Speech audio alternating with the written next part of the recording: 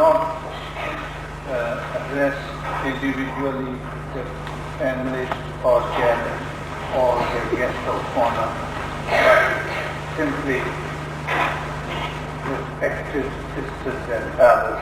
They too are sisters and brothers.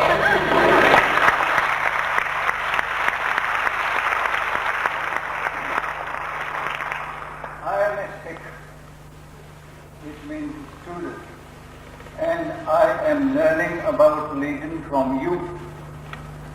That is how my great teacher Guru Nanak wanted me to be. 500 years is a short period. Sikhism recognizes all other religions as path to the attainment of God.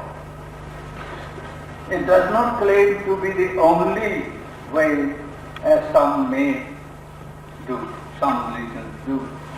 Guru Nanak had with him throughout his travels a Hindu Bala and a Muslim minister Mardana. Similarly, the scriptures of the Sikhs not only contain compositions of the Gurus, but also those of certain Muslim and Hindu saints. And the Hindu saints included both high and low castes.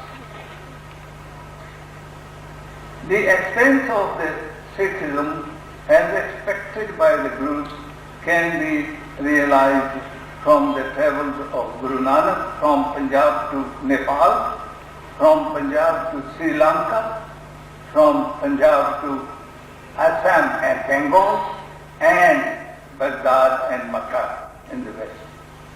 The ninth Guru, Tegh Bahadur, also went to Assam and Bengal in the east.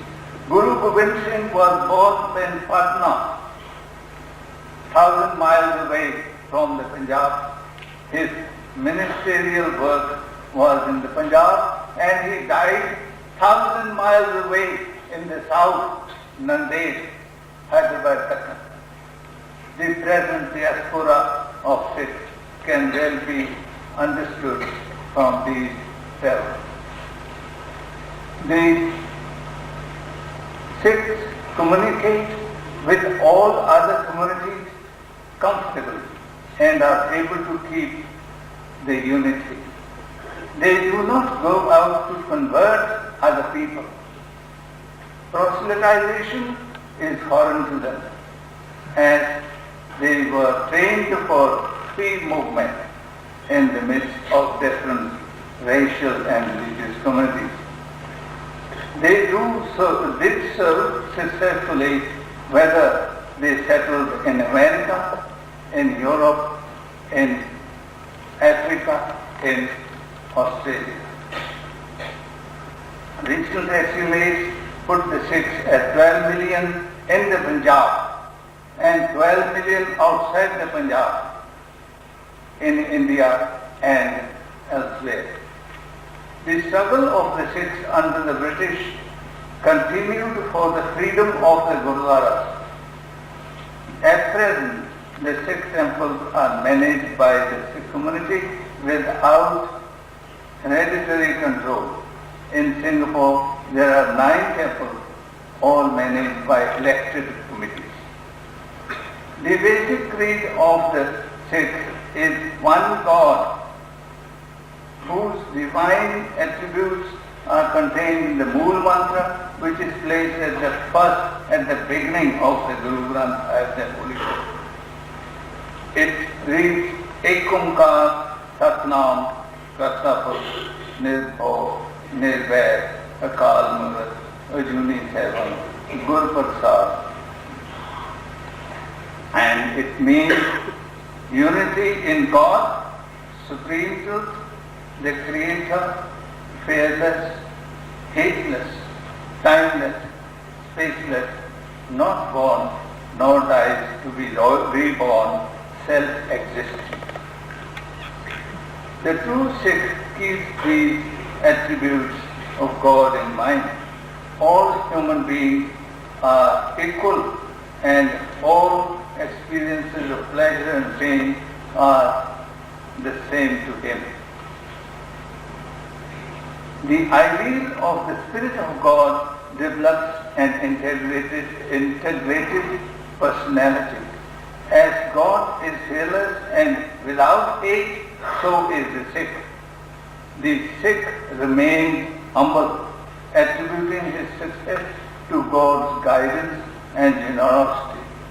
The Granth Sahib lays the path for the Sikh to follow through the different stages of development. He begins with righteous deeds, being God's instrument in the service of mankind. He tries to acquire divine knowledge by truthful living and disseminating such knowledge where possible. He remembers God's will in day-to-day life. He maintains a link with God while performing worldly activities for human existence. He attains spiritual ends through truthful thought, word and deed. To give a distinct appearance to the Sikhs, in 1699, 5 temples were instituted, all beginning with the sound of K. Keshas, unshorn hair; Kanga, a comb to keep the hair neat; Kada, a steel bangle to remind of the restraints of the religion; Kacha, a pair of underpants to maintain chastity; Kirpan, a dagger of defense for the weak and oppressed. There are also 4 prohibitions, cardinal prohibitions: not to deseparate their hair, not to eat kosher meat, not to touch tobacco. Mind you, now tobacco is recognized as a bad thing by Singapore. This happened 500 years ago in our community. Not to commit adultery. Round the 5K, Sikhs built their distinct way of life amidst the other community. The 10th Guru said, so long they remain distinct, my spirit shall abide with them. When they copy others' habits, I shall not leave them. With their distinctive appearance, Sikhs could not conceal themselves from the forces of oppression. This bred the power to withstand all forces of tyranny, even to the point of being martyred. I am not going to cite history.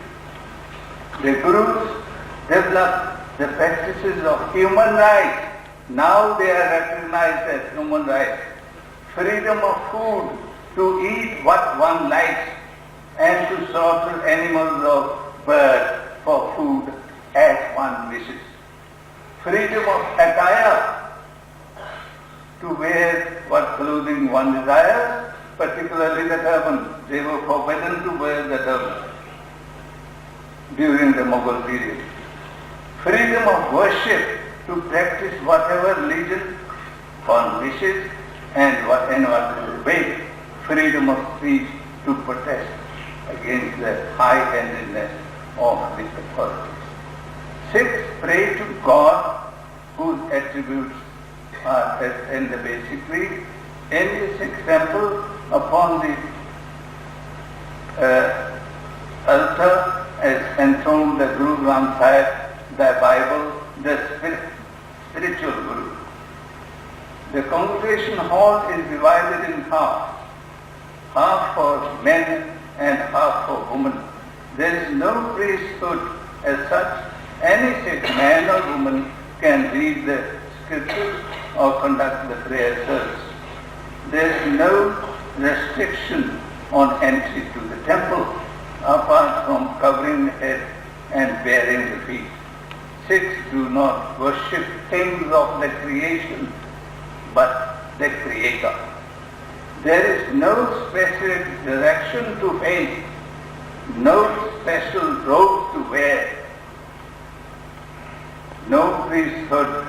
Every Sikh prays for himself. Prayer is to realize God within and not for personal demands. Many people are known to ask for so and so. Prayer is to unite with God here and now. There is no specific time for prayer, a particular structure to pray in. Sikh religion is strictly monotheistic, believing in none other than one supreme being, rejecting idolatry and Trinity. God is absolute yet personal, eternal, all-pervading divine spirit. He is not jealous or merely just. He is a God of love and grace. He does not punish men for his sins or reward for his good deeds.